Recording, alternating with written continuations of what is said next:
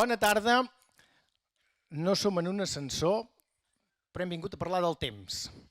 A més, la Gemma ens ha portat això una miqueta de pluja, després ha marxat, ara no sé si plou o no plou, però si més no l'escenografia l'hem muntada bé. Doncs bé, hem vingut a parlar del temps i ho farem amb una de les persones més autoritzades de Catalunya. Ella és una de les poques meteoròlogues que tenim a Catalunya, per tant un referent i una autoritat en la matèria. Però abans de parlar amb ella, primer deixo que faci la benvinguda institucional l'Ignasi Montagut, que és el president d'Òmnium Berguedà. Gràcies, Xavi. Bé, benvinguts a tots, sobretot a tu, Gemma, moltes gràcies per atendre la nostra sol·licitud i estar aquí avui amb nosaltres. Bé, a Òmnium i a Òmnium Berguedà, com sabeu, treballem per defensar la llengua, la cultura, la cohesió social i el país. I en aquests moments vull interpel·lar-vos perquè volem seguir fent moltes coses. A Òmnium Berguedà fem moltes coses, però en volem fer més. I ens calen més socis. Aleshores, us demano que els que no sigueu encara socis, si voleu, hem deixat unes butlletes allà, us podeu fer socis. Entre els que us feu socis avui sortejarem una carmanyola. I els que sou de baix us dono les gràcies i seguim baitant, que és el que fem a les gràcies. Antoni, això és com les companyies de telèfon. Només tens regalos i et dones d'alta. I també us animo aquells que sou socis i que tingueu ganes de fer coses, que ens contacteu qualsevol dels membres de la Junta, perquè tenim molts projectes i a vegades ens falten mans. Per tant, qui tingui ganes, qui tingui temps, qui estigui engrescat, us convido des d'ara mateix també a contactar-nos quan vulgueu, ni que sigui per un acte o qualsevol cosa. Res més, seguirem fent molts actes, com fem aquest, com vam fer el del Lluís Torner, i seguirem fent ara a finals d'any un amb la Nato Domingo, que serà superinteressant, perquè ella és una nena etíop que va venir a Catalunya, aprofitant que fem els Premis Climent Forner, per tant jo us convido a que vingueu a veure-la. Disfruteu de la xerrada i gràcies de nou. Gràcies, Ignasi. Bé, com vulguis. D'entrada, clar, aquí vam fer una promo que deia aviam què ens interessa més, si l'enterrament de la reina d'Anglaterra o el temps que farà. També volem saber aviam si ens podrem anar a banyar a la platja sense sortir del Berguedà, si farem cagar el tió amb xancletes, però abans de tot això, tot i que tots sabem qui és la Gemma, potser que coneguem una miqueta millor a la Gemma Puig i Feliu, que va anar a les Domi, no va anar a les Carme, després vas anar al Guillem, Després va anar al Guillem, sí, val. I després a la Universitat de Barcelona on vas llicenciar en física. En ciències físiques. Això que és una d'aquelles matèries que es diuen ara STEM, allò ciències, tecnologia, enginyeria i matemàtiques, que són tan poc sexis per les noies i que diu que ho estudien més els nois que les noies, però d'això ja també en parlarem una miqueta. I després de físiques resulta que ara ets la meteoròloga de TV3, de Catalunya Ràdio i sots cap de meteorologia de la Corporació Catalana de Mitjans Audiovisuals. Ho he dit tot bé, això? Ho has dit tot bé. Molt bé. Doncs, què et va venint a tu? D'on et ve aquesta il·luminació per una noia que diu que no us agraden aquestes matèries STEM, que t'agafis... A tu t'agradaven? A mi m'agradaven, sí. Per què vas estudiar físiques?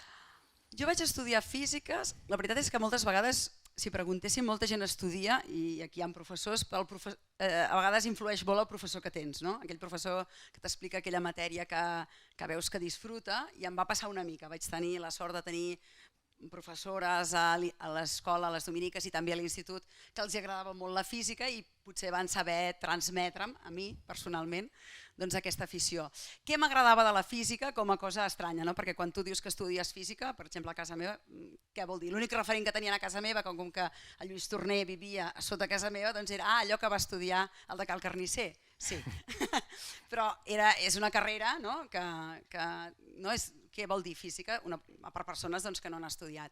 El que m'agradava més de la física, i encara m'agrada molt de la física, a part de la meteorologia, és que sempre he sigut curiosa. Llavors la física et permet saber el perquè de moltíssimes coses.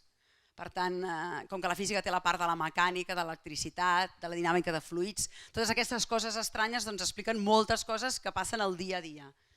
L'aigua, el vent, un motor, o sigui, sense entrar, perquè evidentment en una carrera de 4 anys no pots entrar en tot, però aprens moltes coses que passen. I a sobre, després, ja un cop fas física, doncs parles de la física quàntica, de la física atòmica, la física nuclear, allò que se'ns en va, no? Una mica del pensament de tothom. I llavors això és el que em va cridar molt l'atenció i és el que em va dir, doncs m'agradaven molt les ciències, a mi m'agradaven molt les ciències, les lletres no m'agradaven gens, llavors m'agradava molt la física, m'agradava molt la química, les matemàtiques, tot el que eren números doncs m'agradava, perquè era aquella manera d'estudiar també m'anava millor, d'entendre les coses i saber-les resoldre. I de les físiques a la meteorologia, com s'hi passa amb això? Un dia La que et física va i la agafar un meteorologia. xafa com el d'avui. Ara ha canviat, però en aquell moment la física era una carrera de 4 anys i el darrer any decidies una mica cap a quina branca de la física volies anar. Llavors el que m'agradava, vaig a dir-te més, que la meteorologia era l'astronomia. També em cridava moltíssim l'astronomia, era l'espai, entendre tot això. Llavors vaig fer assignatures d'astronomia i de meteorologia, perquè havies de cobrir uns crèdits.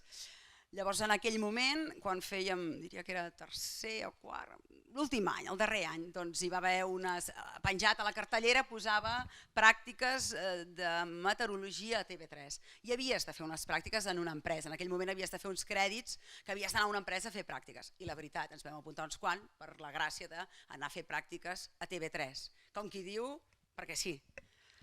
I ja t'hi vas quedar llavors o no? Ja m'hi vaig quedar, sí. Llavors allà em va fer l'entrevista el Tomàs Molina, que és el meu cap en aquests moments, i en aquell moment, que és molt diferent que ara, perquè ara suposo que sé tothom que té mòbil, que tothom té mòbil, tothom té una aplicació al mòbil que li diu quin temps farà, no cal escoltar com qui diu, sempre va bé escoltar-ho perquè encertem més que el mòbil, però en aquell moment hi havia una empresa de la corporació, que ja no existeix, que es dedicava a vendre continguts meteorològics per a altres televisions i per altres portals, és a dir, una web d'internet que veieu el temps, doncs això algú ho alimenta. Ara és tan automatitzat tot que no fa falta, perquè la gent ja s'ho busca, ha evolucionat tot molt ràpid, però en aquell moment hi havia una empresa que es dedicava a vendre aquests continguts meteorològics.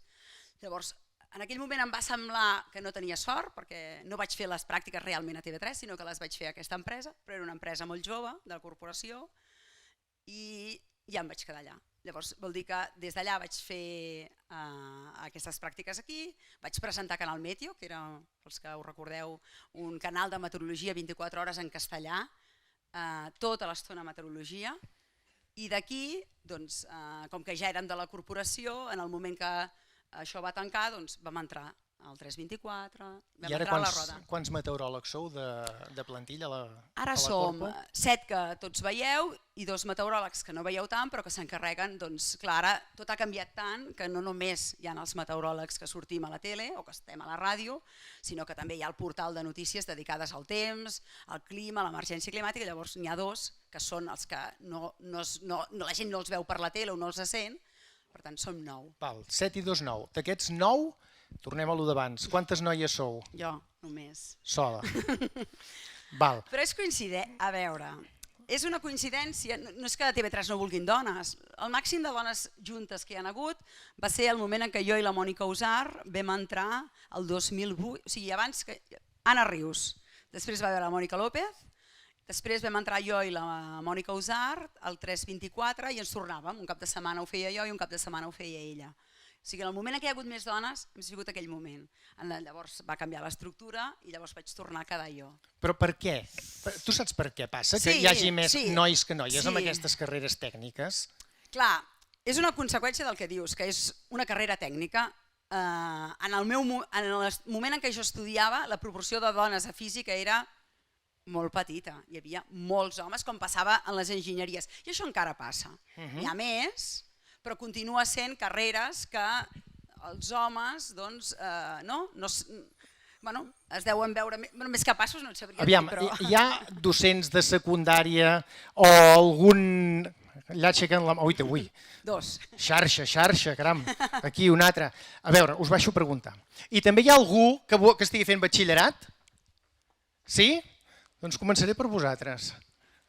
Aviam, teniu ganes de fer una carrera d'aquestes de ciències?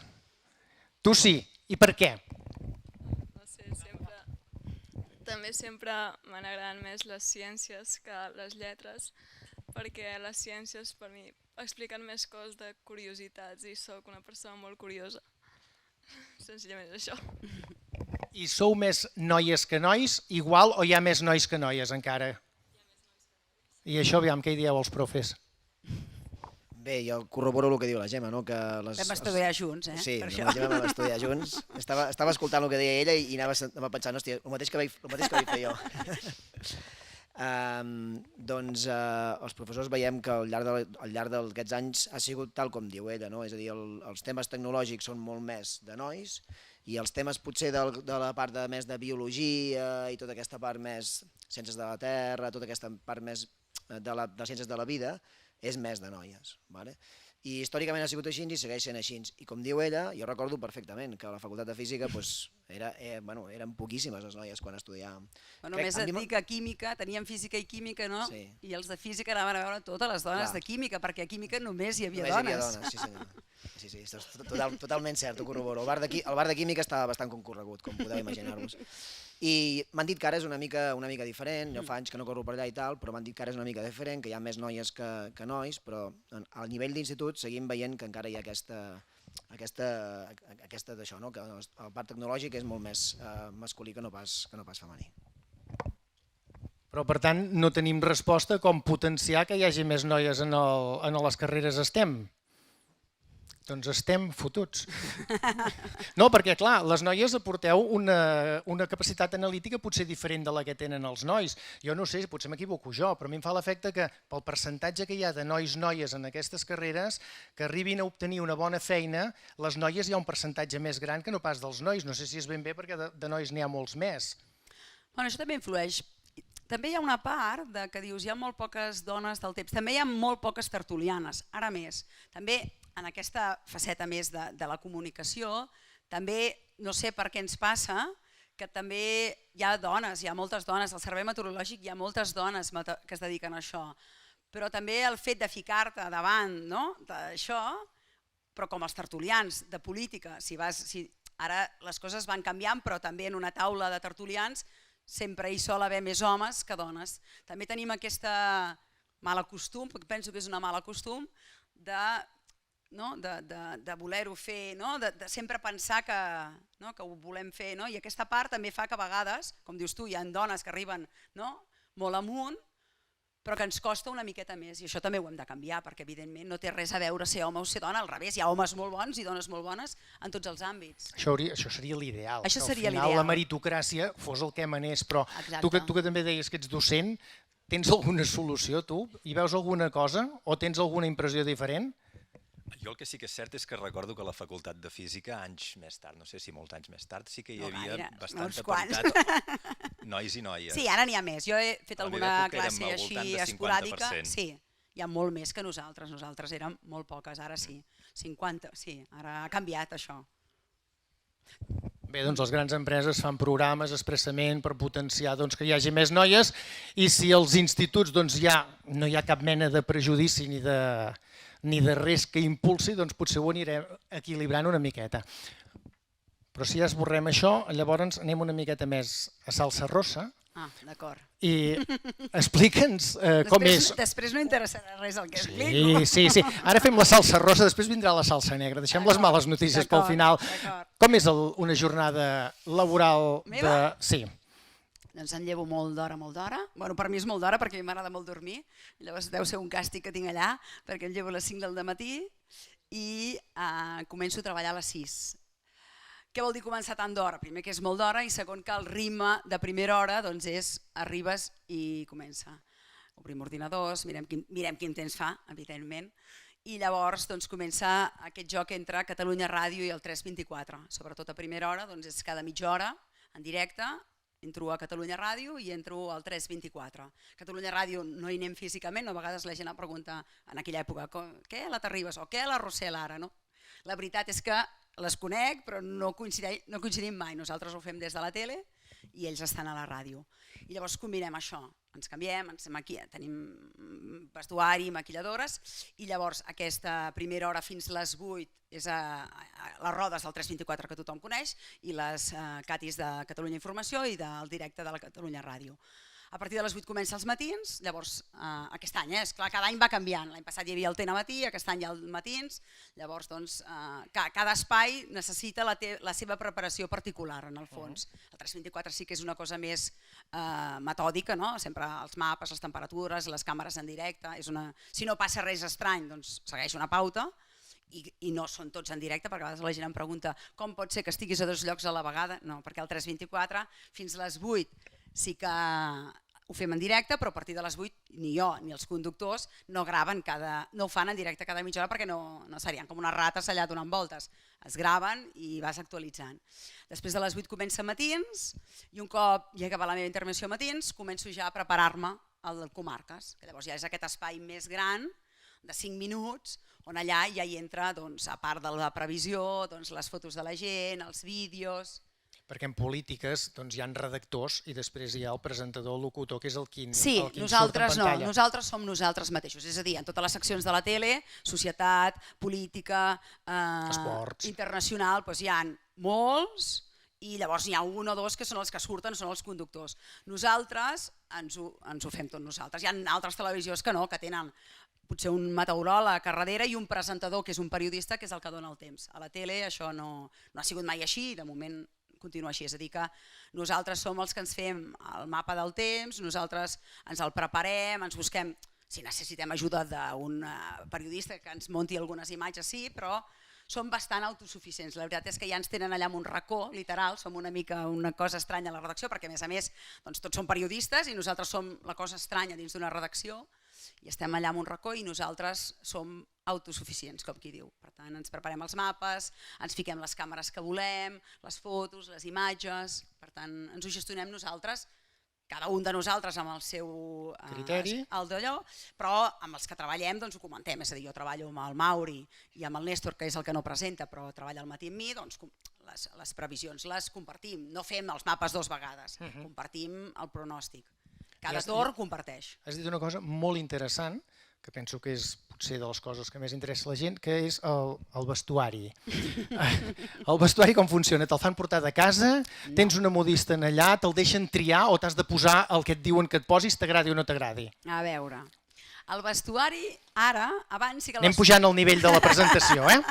El vestuari abans era... Jo ja no vaig entrar en aquesta època, el vestuari era dels conductors i per tant, a més hi havia aquesta filosofia que els presentadors de TV3 o d'altres cadenes havien d'anar sempre, és a dir, que no podies anar corrent pel carrer de qualsevol manera, però això ja ens hem modernitzat i per tant la roba és de la tele. Jo puc fer servir aquella roba, però jo arribo de casa, em canvio i la roba és de la tele. És meva, ningú més es posa aquella roba. Això no vol dir que després jo aprofiti la roba d'algú, perquè clar, tampoc es pot anar aprofitant, o sigui, puc aprofitar coses d'una altra conductora que ja no se les posa, que les té avorrides, o sigui, reaprofitem, però sí que en aquell moment és meva i me la poso jo. Què trio i què no trio? Doncs tries, però no sé, a veure, sempre que algú em diu, perquè això és un comentari que la gent et fa, això et quedava fatal, això sol passar, o això et quedava bé. Llavors la meva resposta sempre és la mateixa, si cada dia que vosaltres sortiu de casa, us feu una foto i us mireu de dalt a baix, 365 dies a l'any, jo crec que ningú diu cada dia he estat estupenda. Llavors, aquesta és una mica la defensa de que hi ha dies que, evidentment, clar, si ets espectacular, però no és el meu cas, llavors no tot et queda bé i no tot ho saps portar igual. No et subestimis, que a mi m'agrades molt sempre, eh? Però... I a més, el temps, tenim l'afegit que això que estem fent ara tu, això els conductors no fan, que estan assentats, no se'ls hi veu si són alts, si són petits, si porten talons, si no porten talons, si caminen i van cap allà. Llavors, l'afegit és que a tu se't veu tota l'estona, si els cabells, si els peus, que si parlant tot en plata. Llavors, triem, sí. Jo, si quan em compren coses una cosa no m'agrada gens, dic que no, i no m'ho fan comprar. A vegades hi ha coses que no m'agraden gaire, hi ha coses que m'agraden molt, i llavors tu tens un estilista i llavors arribes a un acord, perquè a vegades es porten coses que a tu no t'agraden i dius, home, però es porten els pantalons amples, però és que jo soc molt petita. Doncs bueno, farem una cosa entremig. Bé, doncs va, aviam, després d'aquest parèntesi, el que dèiem, anem a les males notícies. No, males notícies no. Vas triar un títol que deia de canvi climàtic a emergència climàtica. Doncs, Gemma, Endavant. És hora d'actuar. A veure, ara ho farem assentats, perquè així vaig passant. Això ho farem? No. Hola? Ara sí, no? No seran males notícies, seran realitats, però m'agradaria, tot i que hi haurà un moment de la presentació que pensareu que això s'acaba, perquè clar, evidentment hi he posat dades i he posat la realitat, però sí que m'agradaria, i intentaré que vagi pujant el nivell, que no penseu que el món s'acaba al món. Hem d'intentar que no s'acabi, i estem tots aquí per intentar fer-ho i fer-ho el millor possible. La realitat és una, però també és part de nosaltres intentar que això sigui el menys traumàtic possible. I estem a temps i som capaços d'això i molt més. A veure, ara no puc, Ui, com plou, Aquí.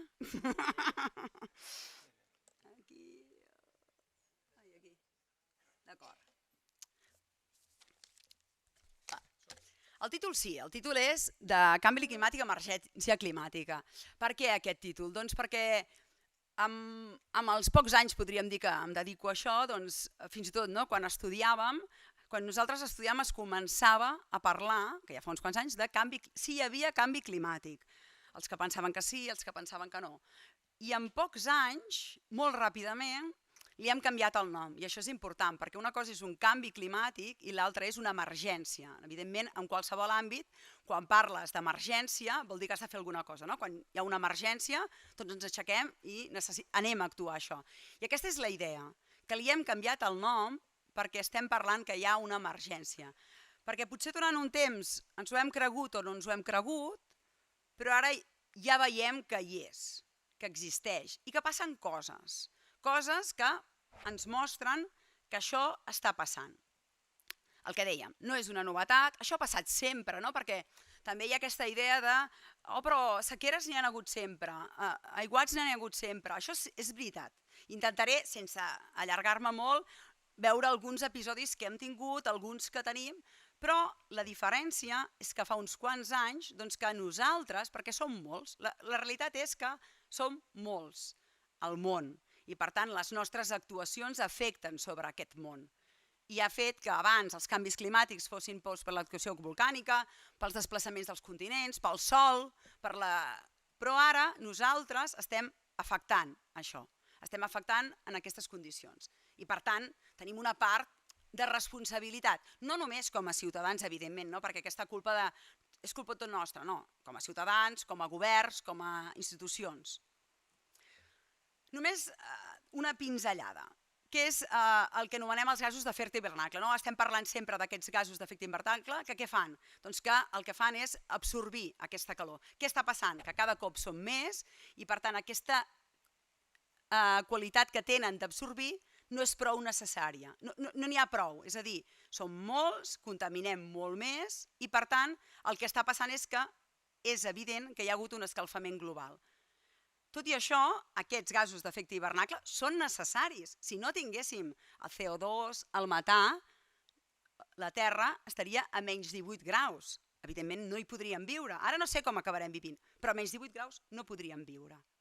Això són temperatures mitjanes, per tant no podríem viure. Per tant aquests gasos els necessitem, l'única cosa que hem de fer és intentar reduir-los. Hi ha un catedràtic de físiques, que potser algun cop l'heu sentit perquè l'entrevista de físiques, no de geografia, perdó, que és especialista en canvi climàtic, que és el Javier Martín Vide, i la veritat és que sempre li robo la idea d'explicar el canvi climàtic com un transatlàntic. Ell, fa molts anys, perquè és especialista en canvi climàtic, explica que el canvi climàtic és com un transatlàntic que arriba a la costa. Evidentment, si arribés una barqueta, entre els que estem aquí a la sala, si de cop i volta estàs a la costa i arriba una barqueta, entre tots el pararem. Però si arriba un transatlàntic, per molt que ens hi posem tots, no el pararem. Però què podem fer? Podem intentar que la seva destrucció sigui menor. I això és el que hem de fer. Hem de reduir per mitigar el seu efecte. El pararem? La resposta no. Ni que avui deixéssim d'emetre, cosa impossible, tot el CO2, no s'acabaria el canvi climàtic, no s'acabaria l'escalfament global, perquè això té una inèrcia.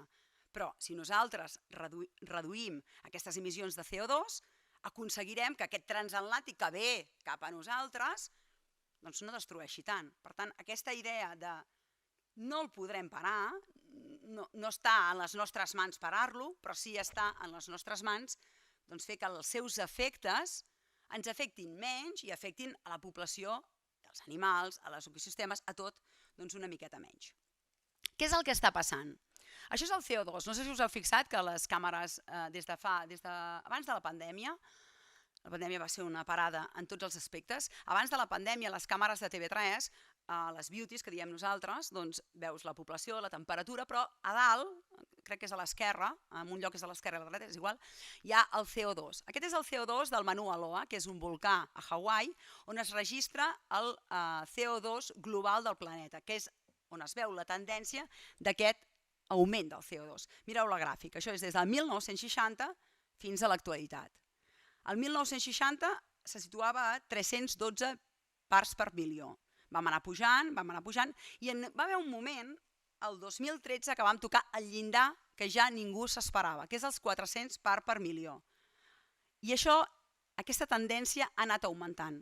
Una de les frases que va dir la Cristiana Figueras, «Somos los primeros seres humanos que respiramos aire con 400 partes por milió de CO2». Què vol dir això? Que els seus efectes, tot i que els anem veient, també els científics, els que estan investigant sobretot sobre això, estan tenint la feina de saber què passarà, perquè és una cosa nova, com tot, totes les coses que s'investiguen i són noves. Per tant, aquest augment del CO2 a superar aquest llindar dels 400 parts per milió està creixent exponencialment, cada any va augmentant. También ens deia, cabe recordar que la última vez que se dio en la Tierra una concentración de CO2 comparable fue entre els 3 i els 5 milions d'anys. En aquell moment, la temperatura era 2 o 3 graus més càlida. Ja hi érem, sí? I el nivell del mar entre 10 i 20 metres. Però abans, en aquesta època, nosaltres no hi érem. Per tant, aquestes condicions, les més dràstiques, els escenaris més pitjors, ja hi han estat, però no hi érem nosaltres. Per tant, no podem arribar en aquell moment i no hi arribarem. O sigui, el missatge positiu és que no hi arribarem. Però sí que hem de veure que aquest augment exponencial de la concentració del CO2 ens ha de fer veure que alguna cosa hi hem de fer. El metà és un altre dels, segur que heu sentit ara moltes vegades a parlar del metà, no? Del metà, de la ramaderia. El metà el que fa és que concentra, o sigui, el que fa és augmentar encara més la temperatura. L'atmosfera 2,5 vegades més gran que el 1750, és a dir, també veiem aquesta evolució exponencial i a més, és el segon gas que provoca l'escalfament planetari. Què vol dir canvi climàtic? Vol dir, a grans trets, aquestes 6 coses. Augment de la temperatura, i són coses que, encara que no siguin, per exemple, el desglaç del casquet polar, no només afecten aquests ossos que a vegades veiem a sobre d'un glaçó que se li està acablant el gel. És molt lluny, no. Aquest desglaç del casquet polar fa pujar el nivell del mar. Tot té una conseqüència, no vivim aïllats, i ho sabem ara. Sabem que els huracans, que abans no els vèiem, ara se'ns acosten. Per tant, tota aquesta circulació ens afecta, directa o indirectament. Però tot ens acaba afectant. Puja el nivell del mar, augmenten les desertitzacions, varia el règim de pluges, això aquí a casa nostra també hi estem acostumats, perquè Catalunya és un país on estem acostumats a tenir grans sequeres i grans aiguats. Què és el que està passant ara, que després veurem una mica de detall? Doncs que aquestes coses passen més sovint. Aquest és un exemple molt visual, és el que s'anomena Show Your Stripes. Això són les anomalies de temperatura a nivell global. Els colors blaus vol dir els anys que hem estat per sota del que tocaria. La pluja no em deixarà xerrar, Bueno, hem dit que ho havíem organitzat bé, doncs aquí teniu pluja. Ara quan acabem pararà de ploure. A veure, i en color vermell són quan tenim aquests anys més càlids. Què ens mostra aquest gràfic tan visual? Que en els darrers anys, cada any, aquest color vermell és més vermell. És a dir, aquesta tendència a l'escalfament, a l'augment de la temperatura, ja no hi ha anys. En els altres anys hi havia algun any blanc, és a dir, que estàvem sobre la normal, algun any més fred, però ara estem, cada any, en el fons, estem dient que hi ha rècords. Per exemple, la temperatura global del 2021, si us fixeu en el mapa, tot és vermell o molt vermell, és a dir, per sobre del que tocaria o molt per sobre del que tocaria. aquesta és el mateix, en aquesta gràfica és el mateix que en el mapa, però a nivell de gràfica és que encara és molt més visual. Teníem aquesta època més freda, després vam tenir anys calents i anys freds, i a partir del 1900 tots els anys són càlids. I cada any anem sumant rècords. El 2021 va ser el 6è any més càlid, després del 2019, després del 2020, i una mitjana de 0,84. Quan parlem de mitjanes, sí que és veritat, si jo us dic, la temperatura pujarà un grau. Clar, un grau tothom el pot suportar, però això són mitjanes, és a dir, a nivell global. Això vol dir que en alguns llocs la temperatura pot pujar 3 graus, en altres 4. Per tant, són mitjanes globals, per tant, un grau a nivell global significa extrems molt elevats que ja s'escapen del que estem acostumats a viure. Quan parlem d'això, doncs també, com sempre, tota la vida ens queda lluny, no? Parlem de la temperatura global, parlem d'aquest mapa del món, i llavors intentem posar-nos més a prop. I per tant, aquesta és la temperatura anual de Catalunya des de 1950 del Servei Meteorològic de Catalunya fins a l'actualitat, fins al 2021, fins a l'any que encara, el 2022 encara no hi és perquè no l'hem acabat. I com veieu, té la mateixa tendència. Aquest augment de la temperatura, aquests anys amb temperatures rècord per sobre cada cop, si no estem en el 5è, estem en el 6è, l'any passat vam tenir, podríem dir, l'any passat, aquest any no, l'any passat vam tenir aquest 13è any més càlid, per tant vam quedar una miqueta per sota del que tocaria respecte als darrers anys, però el 2020 va ser excepcional, va ser el més càlid des de 1950, després del 2003, que també segurament recordeu que també va ser un any molt càlid. Per tant, anem fent rècords i les dades ho constaten, perquè a vegades un té la sensació o té la memòria curta, no? De, ostres, però això el 2003 ja va passar, o això ja va passar el 2020. Aquests dos observatoris que té el Servei Meteorològic de Catalunya, que tenen més de 100 anys de dades, per tant, un testimoni clar amb 100 anys de dades, què és el que està passant? Doncs el que està passant, com veieu, entre el 1900 i el 2000 gairebé, teníem anys de tot, teníem anys que teníem molta calor i anys que eren més freds, però a partir del 2000 i cap endavant la tendència és sempre són càlids. No sempre són el més càlid, però sempre són molt càlids. Per exemple, el 2021 va ser el 6è any més càlid i el Fabra va quedar igualat el 2019 i el 2016. Per tant, aquesta tendència amb dades de 100 anys és la constatació de que el que algú es podia preguntar si hi havia o no canvi climàtic, si hi havia o no escalfament global, les dades a més d'un servei oficial, doncs ho mostren. Augment de la temperatura, les glaceres. Aquí és una miqueta la idea de les coses que ja ens estan passant. Les glaceres es desfan i cada cop es desfan més ràpid. Per tant, des del 1982, més de la meitat dels aparells glacials dels Pirineus s'han extingit. Ara només en queden 43. Per tant, aquest retrocés de les glaceres es fa cada vegada més evident. No només als Pirineus, a Suïssa, a Àustria, en llocs més elevats. Nosaltres els Pirineus són uns 3.000 metres, però en llocs on tenen aquestes glaceres més elevades també els està passant que hi ha hagut un retrocés que no acaben de recuperar, que els hiverns no recupera el que ja s'ha perdut. D'aquí 20 anys ja no quedarà cap glacera aquí a Catalunya. Únicament trobarem algunes congestes, algunes restes de glaceres que s'aniran fragmentant. Això és una evidència. Si algú d'aquí fa muntanyisme i pujar muntanyes una miqueta més amunt, doncs això ja ho ha vist. Ja ha vist que cada any que passa, encara que vagis molt amunt, la quantitat de neu que es manté a la primavera, estiu, doncs és molt menor. Per què? Perquè la temperatura no només puja a llocs baixos o mitjans, sinó que també puja a alta muntanya i això té la seva conseqüència directa. Què més passa? Doncs que el nivell del mar puja. Això són dades del Josep Pasqual, segur que moltes vegades l'heu vist que l'ensenyem a TV3. El Josep Pasqual és un observador que pren dades des de 1970, aquí hi ha dades des de 1990, de la temperatura de l'aigua del mar i del nivell. I com veieu, hi ha hagut alt i baixos, però la línia aquesta discontínua ens mostra que cada any el nivell del mar puja 3,3 centímetres. I això, que és amb dades és una tendència, evidentment té aquesta conseqüència. El delta de l'Ebre està en clar retrocés. I això ja està passant. No només els temporals fan esborrar la platja del Trabucador, sinó que la falta de sediments, que a més, tot és una mica una conseqüència, és a dir, arriben menys sediments al delta de l'Ebre perquè tenim aquests embassaments que necessitem per tenir aigua. Els temporals són més recurrents, Per tant, aquest delta de l'Ebre, dins de Catalunya, podríem dir que és l'alarma. Ja fa temps que el delta de l'Ebre és l'alarma pel que fa al canvi climàtic a Catalunya, perquè coses que haurien de passar o que pensàvem que passarien, a ells ja els està passant. Passen a altres llocs, però el delta de l'Ebre és potser el lloc on és més evident que el canvi climàtic ja té les seves conseqüències. Vist una mica a nivell general què vol dir canvi climàtic, què vol dir escalfament global i què vol dir una mica les conseqüències que té, fem una mica de memòria perquè també ara, o sigui, la cosa bona del canvi climàtic i de fa uns anys i sobretot abans del Covid, la veritat és que abans del Covid es va aconseguir, amb la Greta també, amb aquest moviment de Fridays for Future, es va aconseguir que el canvi climàtic estigués aquí dalt, és a dir, que les notícies de canvi climàtic guanyessin posicions. La pandèmia, a part de totes les coses negatives que va portar, també va fer que ho tornéssim a tirar cap avall.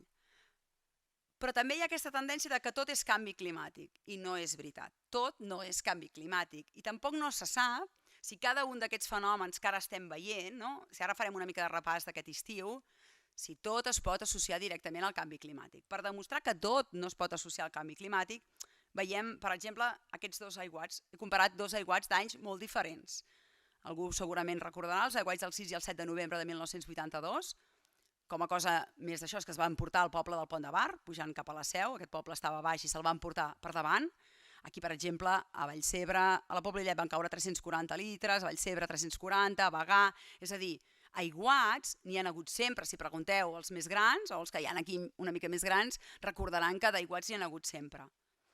La diferència, i per què diem que ara això s'està accelerant, és la seva recurrència i també la seva intensitat. Les condicions atmosfèriques han canviat.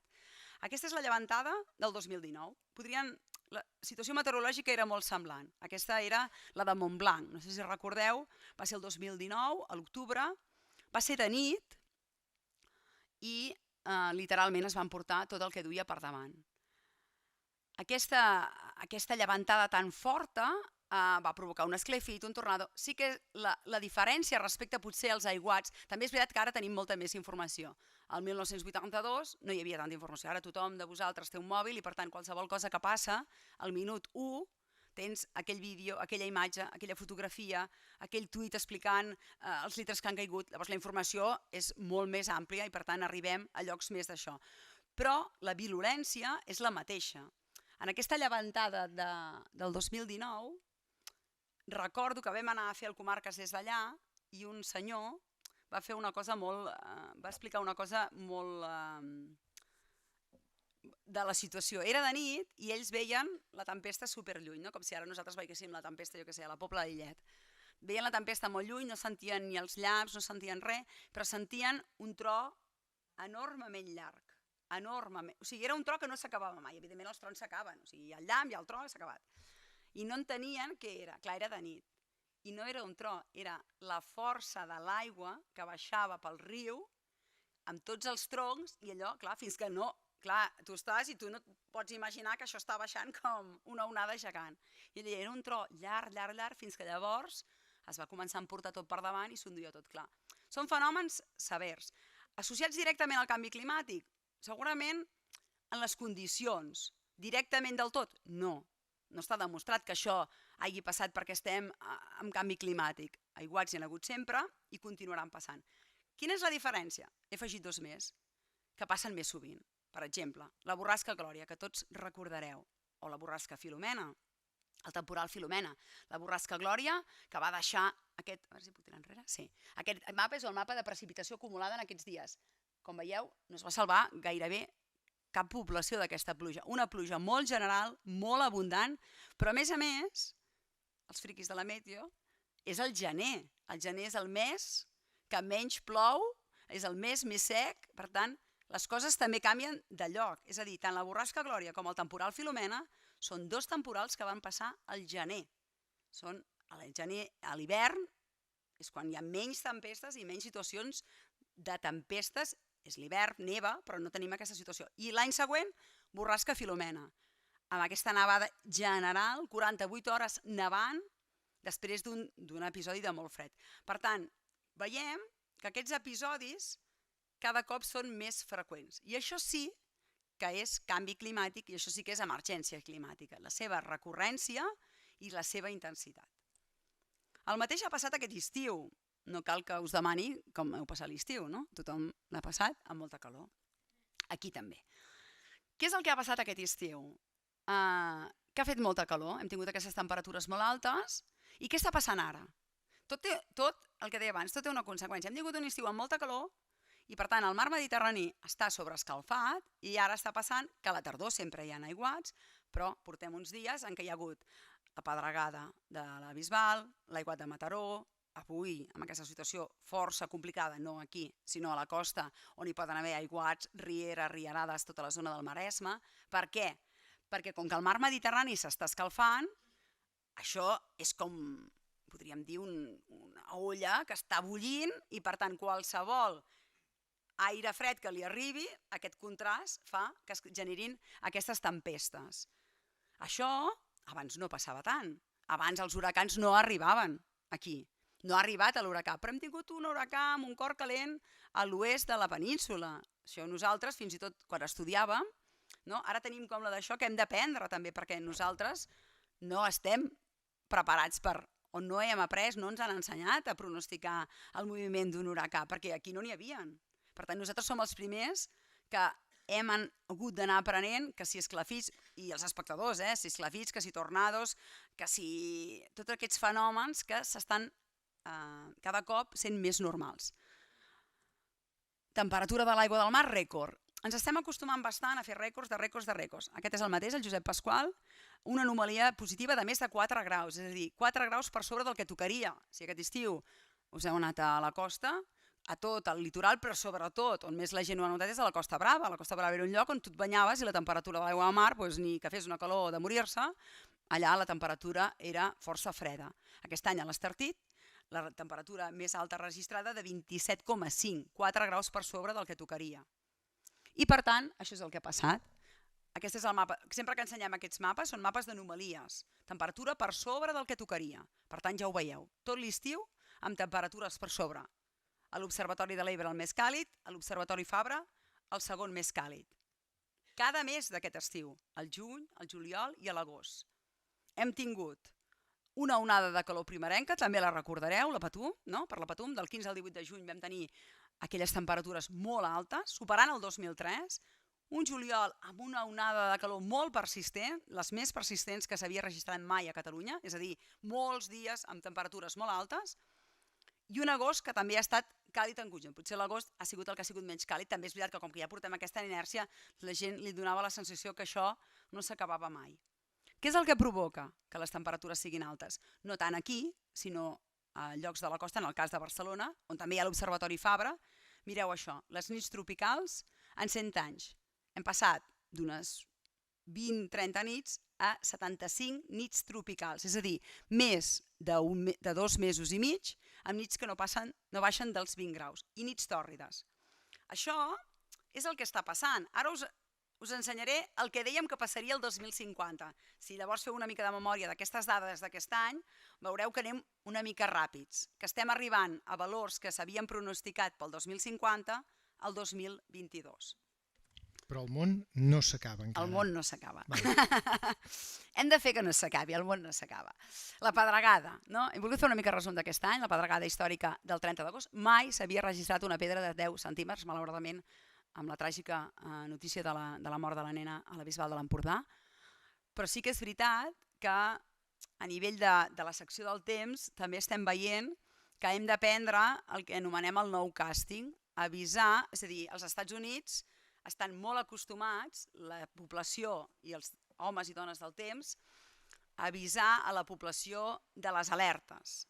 Els huracans arriben, la gent està al corrent, i això a nosaltres, com que fins ara no teníem aquest tipus de situació, n'hem d'aprendre. És a dir, nosaltres fem previsions, el Servei Meteorològic fa avisos, Protecció Civil fa avisos, però ens falta el nou càsting, la previsió ara. És a dir, aquesta tempesta que s'està formant a la Selva Baixa cap al Baix Empordà. Aquesta tempesta que s'està formant i és perillosa al nord del Berguedà està baixant. Aquesta reacció ràpida a la població, que pot salvar vides, és el que des del Servei Meteorològic i tots els que ens dediquem al temps s'està treballant perquè això arribem, perquè això salva vides. Avisar la gent d'aquests episodis anteriors que us he ensenyat, no ho he dit, però es va morir molta gent. Ara, malauradament encara hi ha víctimes mortals en els aiguats, en les rierades del Maresme, sempre passen algunes coses, però el nivell de persones que es morien en aquell moment no és el d'ara, perquè la gent està alertada i la gent arriba i està informada. Fa que nosaltres, per poc que seguim les notícies o per poc que tinguem al mòbil alguna cosa, tothom sabia que avui plouria, o quasi tothom. I la gent de Barcelona sap que avui els concerts s'haurà d'anar amb compte, perquè per molt que sigui la Mercè, les pluges seran molt intenses. Per tant, estem molt més informats que el 1962 o el 1980. Igualment, ens falta aprendre d'això. També hi va haver aquest esclafit, 31 d'agost. Per tant, el que volia resumir aquí és que en aquest estiu, només en aquestes 5 diapositives d'aquest estiu, hem vist riuades, hem vist pedregades, esclafits i una sequera que està com allà. Ara plou i la gent ja s'ha oblidat que hi ha sequera, però estem amb sequera. Tenim els embassaments al 30%, la Baells està al 35%. No està tan malament com el 2018, però estem amb sequera. Això no s'ha arreglat. L'única cosa que hem aconseguit és que la línia de baixada s'hagi estancat una miqueta. També és veritat que quan plou la gent s'oblida que hi ha sequera i no s'ha acabat la sequera i per tant aquesta pluja de la tardor és la que haurà d'arreglar una mica això. I la darrera foto d'aquest estiu és això. Si jo no us digués, ara us ho he passat abans, si no us digués on és, doncs em podríeu dir que això com a mínim al Carib o no sé, aquí no, doncs sí. Això és el dia 16 de setembre, fa pocs dies, al Mar Balear, a les Illes Balears. 4 mànegues en directe. Això, si els que els agrada la meteorologia i miren fotos, aquests fenòmens severs al mar Mediterrani, de mànegues sempre n'hi ha hagut, tota la vida. De tornados també, tota la vida. Però no ni amb aquesta intensitat ni amb aquesta virulència que ara de mànegues al mar, avui ja n'hi havia un al dematí, aquesta nit segurament n'hi haurà algun altre, tornados que acaben entrant, esclafits. Per tant, aquest canvi de temps és una evidència. Anem a que el món no s'acaba. El món no s'acaba, però hi hem de fer alguna cosa. Això, en meteorologia, nosaltres fem previsió, és a dir, tenim el temps que ha passat, el temps que fa i el temps que farà. I dintre del temps que farà hi ha el temps de demà, quin temps farà demà, que és el més fàcil, el temps que farà el mes que ve, que ja són els models estacionals, que ja són més complicats, i llavors, evidentment, amb el canvi climàtic s'han fet els escenaris climàtics, que s'anomena. Per què? Perquè és un futur incert, és a dir, depèn. Veieu aquí les gràfiques, depèn del que fem, anirem fatal o anirem una mica millor. Si nosaltres continuem emetent CO2 com fins ara, és la línia de dalt, o recurrent pas, per tant ens aniríem a un augment de la temperatura de 3 a 5 graus. Evidentment aquí no podem anar. Si comencem a reduir, d'ara al 2030, d'ara al 2050, amb aquests compromisos que han fet els estats a través dels IPCCs, doncs la tendència és que estiguem entre l'1 i l'1,5. A partir de l'1,5 ja començaríem a anar malament, però això són estimacions.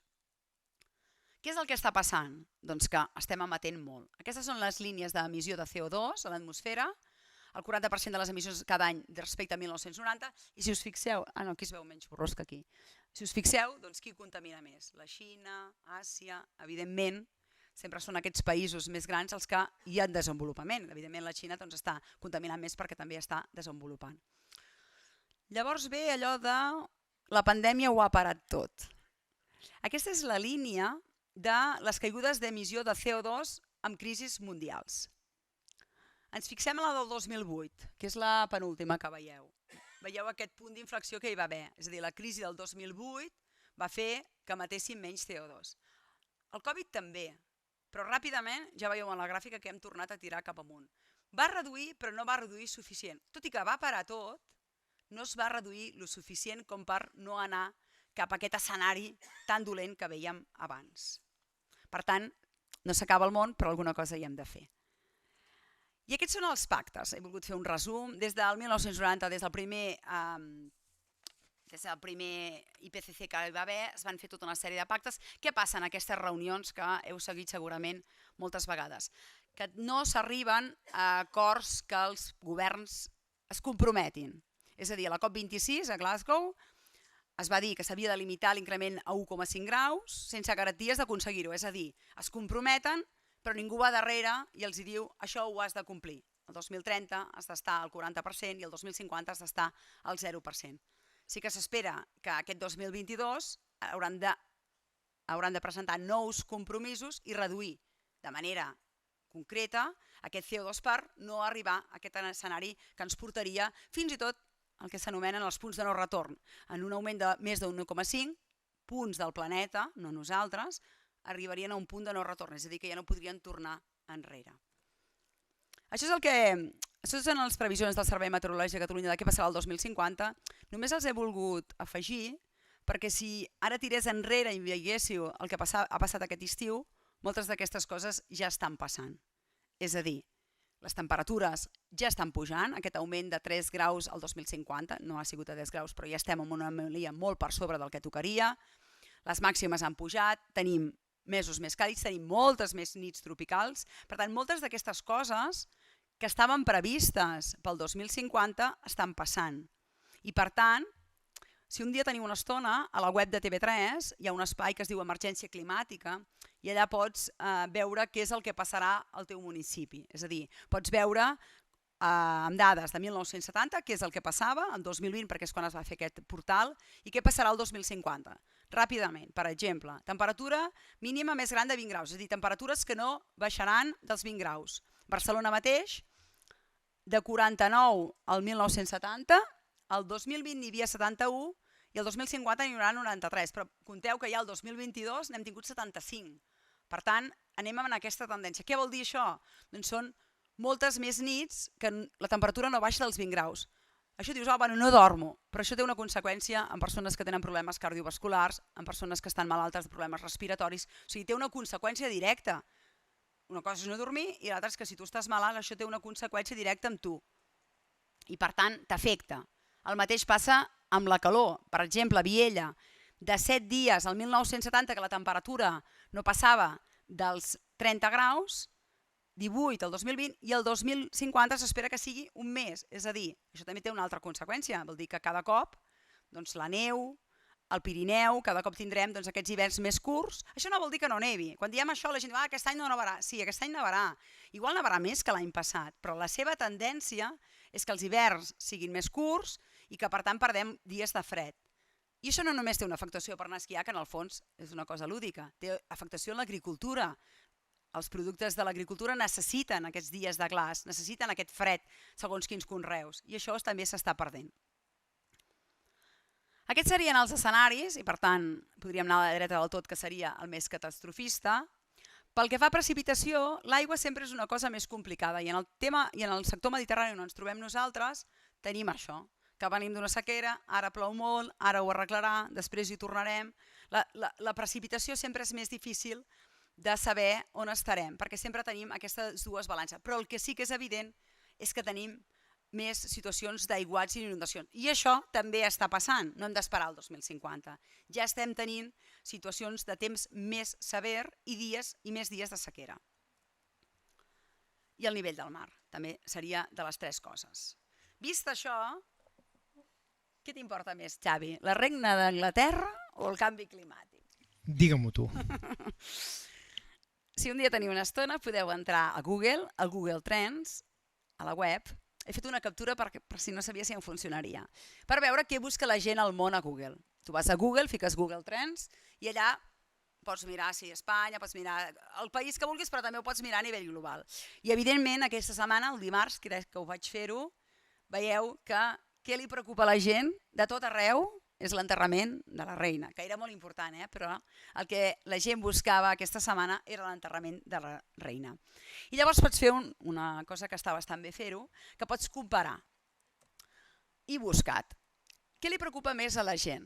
El climate change, el canvi climàtic o la previsió que farà demà? Si us fes aquesta pregunta, ara em diríeu que el canvi climàtic perquè estem en aquesta presentació, però la majoria li preocupa si demà podrà anar a buscar bolets, si demà podrà anar a aquella festa, o sigui, en el fons, el que ens preocupa a tots és què passarà demà o què passarà ara quan sortim, que això no para. Sí, a mi el que em preocupa és com tornaré a casa, De moment no ens hem aïllat, però per si de cas, després obrirem un torn de preguntes, perquè així anirem matant el temps. Ficarem el radar en directe. Sònia, mira si hi ha un càtering que ens puguin venir a vestir per si ens hem de quedar aïllats, val? Doncs la gent, com veieu, què li preocupa més? Pues el temps que farà demà. La línia vermella és el temps que farà demà i la línia blava és el climate change. Per tant, ens continua preocupant poquet. I el més, crec, rellevant d'això és a qui més preocupa el canvi climàtic. I també et posa els països per ordre. Fiji, Zimbabue, Malawi, Etiòpia, Filipines. Evidentment, a qui més preocupa? El que li afecta, com tot en aquesta vida. Per tant, a qui més li preocupa el canvi climàtic és aquelles persones o aquells refugiats climàtics que ja n'hi ha, que han de marxar de casa seva, que l'aigua no és potable, que no els hi plou, que fa una calor que no es pot aguantar. I en canvi a qui menys preocupa, o preocupa menys, és a dir, per buscar llocs, països que, com vèiem abans, són els que més emeten CO2, hem d'anar a la posició 25 a la Xina o a la posició 27 als Estats Units. Però això és un gran problema perquè al final els pobrets de les Fiji que deuen patir perquè no quedin colgats d'aigua són molt pocs. Són els que menys poden fer-hi també, exacte. Perquè aquests, el llistat aquell dels països ni surten. Si tu mires la gràfica del CO2, ells ni surten. Els que surten són la Xina, els Estats Units, les grans potències. Però esclar, els grans compromisos aquests, jo me'n recordo dels compromisos de Brasil i tot plegat, estem als de Glasgow i aquestes grans potències compliran? No, clar, aquest any s'espera, o sigui, el Glasgow ja s'esperava però no es va aconseguir, van fer compromisos certs, però són compromisos que no, com qui diu, no et van a tocar el crostó. És a dir, són compromisos, però no és... Però són compromisos que prenen els polítics. Després els polítics això ho han de fer aplicar a les empreses. I a més a més, en la propera COP, ningú et vindrà a dir ho has fet molt mal, t'ho diran, però no tindrà una conseqüència econòmica cap al teu país. Per tant, com que no hi ha aquesta conseqüència directa sobre les teves actuacions, els compromisos, evidentment, no n'hi ha prou. Però em dius que el món no s'acaba. No, el món no s'acaba. Continuem. Hem de mitigar, hem d'adaptar-nos, i això ho estem fent, perquè això ho hem sabut fer tota la vida. És a dir, hem de, d'una banda, adaptar-nos a aquestes noves condicions de pluja, de temperatura, hem de reaprofitar, o sigui, hem de veure aquest cicle, el cicle de l'aigua. Doncs l'aigua l'hem de reaprofitar, l'hem de reutilitzar. Hi ha moltes coses que es poden fer. Evidentment, no totes, o sigui, no estan a l'abast de les persones que estem aquí. Això, com dius tu, són les institucions qui ha de canviar aquest sistema. Però hi ha coses que també podem fer nosaltres. I per tant, ho acabarem com, què podem fer? Doncs podem fer això que ja s'està fent. La pandèmia, coses bones i dolentes de la pandèmia, va fer que anéssim entre tots, no? Clar, aquí a Berga la gent ja ho fa, Ara ja parlo més de... La gent aquí vas a comprar més a la botiga, però això a molts llocs no passa. Llavors la pandèmia què va fer? Doncs que no podia sortir. Llavors va tornar al comerç més de proximitat. I això una mica també s'ha quedat, no del tot, però s'ha quedat. Va fer que no calia anar a passar un cap de setmana a Londres, perquè sí, potser amb un cop que hi anem n'hi ha prou. Que després tornem, perquè ens hem oblidat ja, tots ens hem oblidat. Però va fer que valoréssim les coses més properes i això té una conseqüència directa en el que contaminem. És a dir, si no agafem tots un vol cap a Londres tot el cap de setmana, doncs això contamina menys. Si en comptes de comprar la poma, les maduixes tot l'any, les comprem quan toquen, això té la seva conseqüència, la seva petjada climàtica. I també això, aprofitar, reparar, reutilitzar. Això també ens hi porta la crisi, que també ho estem fent. Això també fa que hi siguem més. Evitar el plàstic. Això també, jo crec que hi ha moltes coses d'aquestes que ja estem fent i per tant és un recordatori, no? Anar a comprar, menjar granel, utilitzar boles reutilitzables, reciclar, aquí a Berga, no? Aquí us havia de dir que féssim el porta a porta. Ara no et faré una crítica al porta a porta perquè no acabaríem mai. No, però ho fem molt bé aquí a Berga. Però ho feu molt bé, mira. És l'única cosa que som primera potència a Catalunya ja és segona, positiva. Heu baixat a segona. Ja som segons. Conca de Barberà, Berguedà segona. Però això sempre passa pel que comença, sempre tira cap amunt. Vam ser Berguedà molt temps, vam estar dalt de tot. Perquè ningú més ho feia. Exacte. No. Però bueno, també és veritat que d'una murga és un costum i d'un costum és un bon costum. Per tant, a vegades, cosetes d'aquestes petites que podem fer es poden convertir en un bon costum.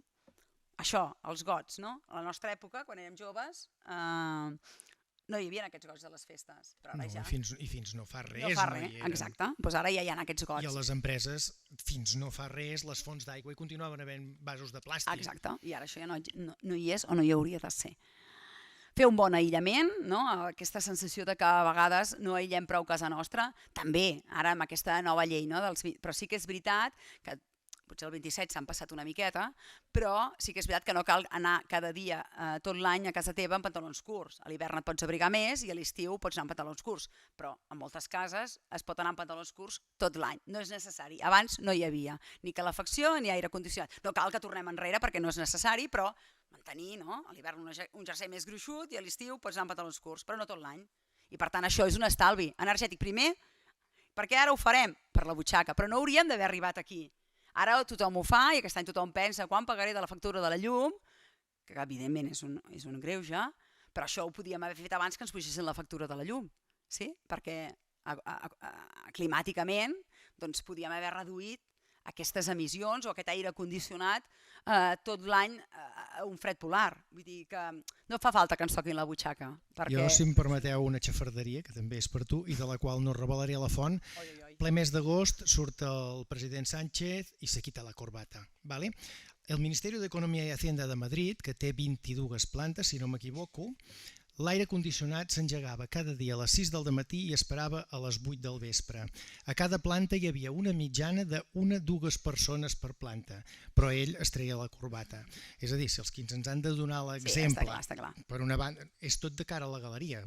Teniu molta feina per fer encara, perquè esclar, aquestes xerrades que nosaltres sortirem d'aquí tots mentalitzats, conscienciats... Sí, està clar. Convençuts... Però bueno, també està bé que la gent... És a dir, és com tot, no? Sí, evidentment, no està tot a les nostres mans, però bueno, si tu fas alguna cosa, no? La teva consciència climàtica... Però jo continuo sent escèptic amb tots aquests polítics que van després a les reunions de Kyoto, de Glasgow, es fan la foto sense corbata, però després, per darrere, tururut viola. Però jo continuo tenint el missatge apuntat de que el món no s'acaba. Exacte, li canviaré la pròxima presentació, ficaré aquest títol. Electrodomèstics eficients, tancar tot, no? Tots aquests aparells que tenim a casa, no? Quants standbys d'aquests tenim, l'ordinador, la tele, tot això, tancar-ho. Això és una opció que no és necessari, canviar les llums, apagar les llums, no? Aquesta sensació. Sí que és veritat que en defensa de tot, jo crec que s'ha fet feina, vaig acabar positivament, perquè on reduir el consum de l'aigua, no? Jo crec que nosaltres ja som conscients, però els nostres fills són més conscients.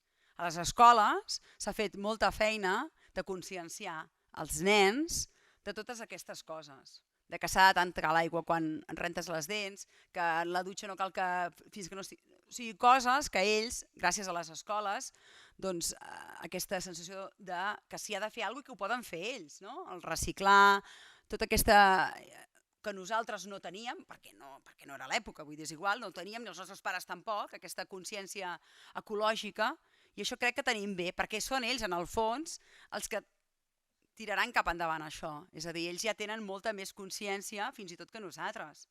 I això crec que és molt positiu. El que deia abans, no cal comprar maduixes tot l'any, perquè les maduixes no són tot l'any, o altres, i no són bones, exacte.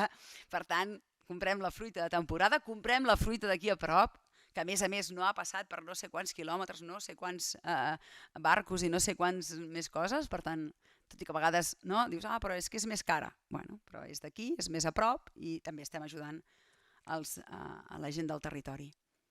Això de vegades també és veritat que és el que dius tu, és propaganda i costa, perquè evidentment si em demanes com vaig a treballar és amb cotxe. Per què? Doncs perquè a aquella hora del matí no tinc transport públic ni per anar. Potser tampoc si no tingués aquella hora del matí, per comoditat com tots, doncs amb cotxe vaig més ràpida i no tardo tant, tot és així. Però bueno, I és que amb transport públic ja m'explicaràs com arribes de casa teva fins allà on t'has d'anar. Jo no podria anar-hi, però també és veritat que la comoditat de cadascú fa que... Però bueno, també podem agafar aquesta consciència de dir, doncs mira, si aquest trajecte el puc fer a peu, doncs el faig a peu, no? O sigui, petites coses. Els cotxes elèctrics, el compartir cotxe, això també s'ha instaurat. Jo penso que hi ha moltes coses d'aquestes que es poden fer que ja es fan, no? A la feina mateix, a la tele, hi ha molta gent que comparteix cotxe, perquè si tu vas d'un lloc a un altre al mateix horari, doncs per què hem d'anar tots dos amb cotxes diferents? Si pots, si l'horari quadra. Però crec que sí. I ja està. I acabaria amb aquests objectius que avui no el porto. Moltes vegades ens heu vist que portem els ODS, que són els Objectius de Desenvolupament Sostenible, no sé si es veuen gaire, doncs són aquests objectius que es van instaurar per intentar fer un món molt més sostenible. I ja estic. Molt bé, Gemma. Doncs va, i acabarem, Gemma, amb la previsió del cap de setmana. És una previsió molt complicada. De moment pots dir plou. De moment, ara diria que ara ja no, però bueno.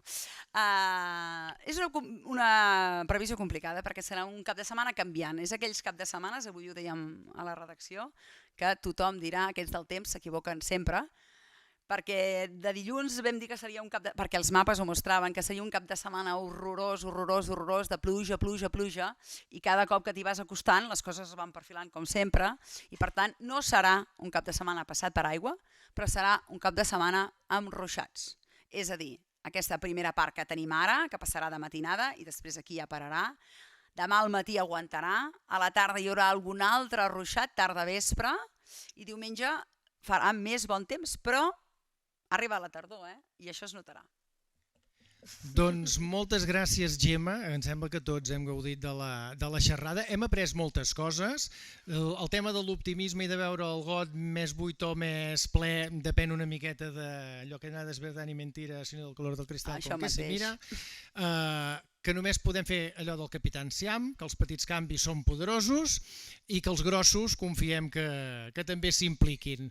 Pel demés, que tingueu una feliç i no gaire remullada tornada a casa i ben aviat, com deia al començament l'Ignasi, farem noves xerrades des d'Òmnium i tots hi esteu convidats. Moltes gràcies i bona nit. Moltes gràcies.